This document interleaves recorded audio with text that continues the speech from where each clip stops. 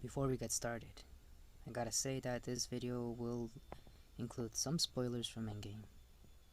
So in case you haven't watched it, come back when you have. So this video will be about my top 4 favorite superheroes. And I only have 4, so sorry. Anyways, number 4. Number 4 is the Incredible Hulk. Now the Hulk is a misunderstood creature thing that I feel represents the anger of Bruce Banner, who is pretty much the host of this green monster. And I think it's important that Bruce tries to find a way to compromise between him and the Hulk, because we, as people, we can't always control our anger, and when we don't, there's consequences, and then there's trouble, then regrets. So I think the Incredible Hulk and Bruce Banner, it's a pretty deep bond, pretty deep character as well. So yeah, that's as much as I have to say. But I also do like what's his name, Mark Ruffalo's interpretation or portrayal of the Hulk. So yeah, Hulk, Bruce Banner. Anyways, next is Spider-Man.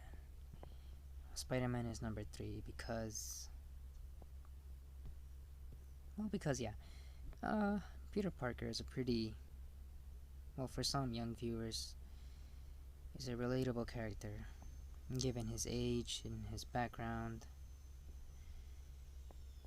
And yeah, this is a young man who strives to become a better hero and a better person while juggling between his normal life and being a superhero.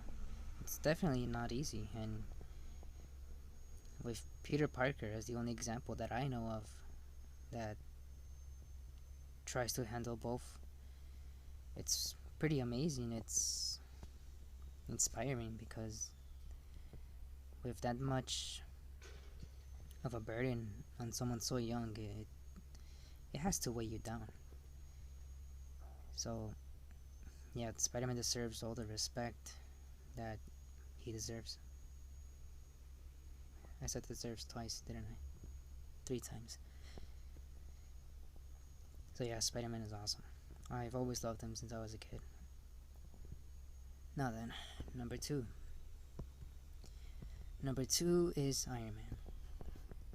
Now this is a character who I've liked since Avengers, but a character that I came to love after Infinity War, or I guess during Infinity War. Now, some people see Iron Man as the main character of the Avengers films. It always revolves around him, I would say, because him having the technology and the guts to try and do something kinda puts him ahead of every other superhero, including S.H.I.E.L.D. And Tony Stark is like a lot of us who try to do their best because we want a better future for ourselves and for others, especially when other people have told you or changed you. It's very clear that Tony Stark is remarkable, and in the MCU he's a greater hero than anybody else. because he's willing to do whatever it takes. Took a nuke up to space. He created a robot because he thought it was the right thing. He went to fight an enemy on his own planet despite not knowing his abilities. And in EndGame, he died because it was the only way. So yeah. RIP Tony Stark, and I love you 3000. Now finally, number 1, Captain America. Some of you might think that's a boring answer, but Cap to me is someone that I would like to be. Yeah, sounds cliche. We all want to be like someone that's better than us. But Steve Rogers just shows that he's gonna carry through because he knows what it's like to suffer. So every risk is for the greater good, for the people who he believes are still good people. He's not biased. He's very grounded, and if he knows someone is bad, then he'll take them down. Doesn't matter who it is. Doesn't matter how strong they are. He'll do whatever it takes as well. And even though he's just someone with enhanced strength,